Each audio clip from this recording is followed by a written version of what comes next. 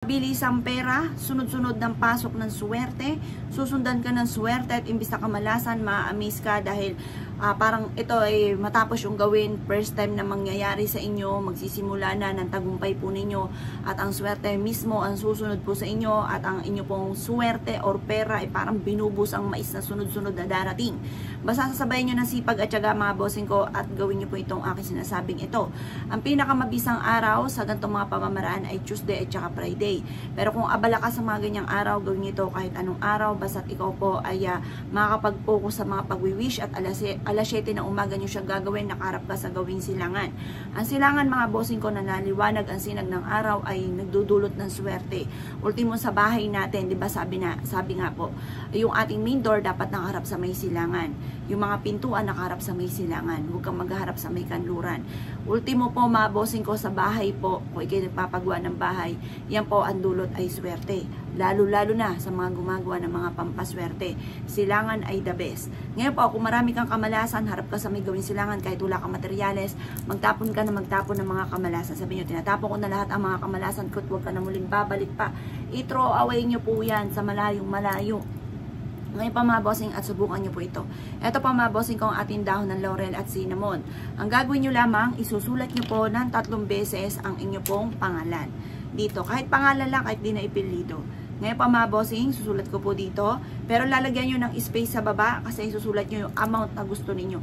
Ang numero 3 mga bossing ko ay nagdudulot ng swerte. Ang numero 5 ay nagdudulot ng swerte. Ang numero 7 ay nagdudulot ng swerte. Yan po, 3. Ngayon, isulat nyo po dito ang 7 na 7. 1, 2, 3, 4, 5, 6, 2, 4, 6, 7. Ayan. Sa mismong likod mga bossing ko, susulat po natin kung magkano yung amount na matagal na natin pinapangarap. Siyempre, mangangarap din naman tayo. 50 million ang aking hihilingin. Yan. Walang masamang mangarap. 50 million. Ngayon pa mga bossing ko, ito mga bossing ko yung ating cinnamon. Kailangan din ang cinnamon. Kung ano yung sinulat natin sa dahon ng laurel, yun din ang isusulat natin sa cinnamon. Halimbawa mga bossing ko, ito nga po pangalan ko, 3. Apple. Apple. Apple. At pagkatapos po niyan, 7. 1, 2, 3, 4, 5, 6, 7. At pagtapos, sa likod dito mga bossing ko, ay 50 million. Magkakaroon ako ng 50 million. Maraming pera ang darating sa akin. Hindi na ako maubusan ng pera. Ayan pa mga boss ha, basta laging positive. At pagkatapos ito mga bossing ko, humarap ka sa gawin silangan mga bossing ko at i-wish nyo ito ng paulit-ulit. Iyaman ako at maging matagumpay. Lahat ng mga pangarap ko ay matutupad. Kailanman hindi na ako mamumblema sa pera. Ang pera ko ay maraming darating. Kailanman ay hindi na ako mauubusan. Maraming pera ang darating sa akin. Ganun po mga bossing ko ang pag-wish. At pagkatapos ibilad nyo ito sa sinag ng araw hanggang alas 8 ng umaga. Ang 7, panungwit ng swerte. Ang 8, for never ending luck. Para ang swerte nyo ay tuloy-tuloy at hindi patikim lamang.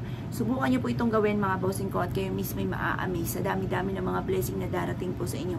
Ilagay niyo po ito sa ilalim ng inyo pong unan at ito'y ugaliin po ninyo na unanin at makaka-attract ka ng maraming pera para hindi ka lagi namumblema tungkol sa usapin ng pera.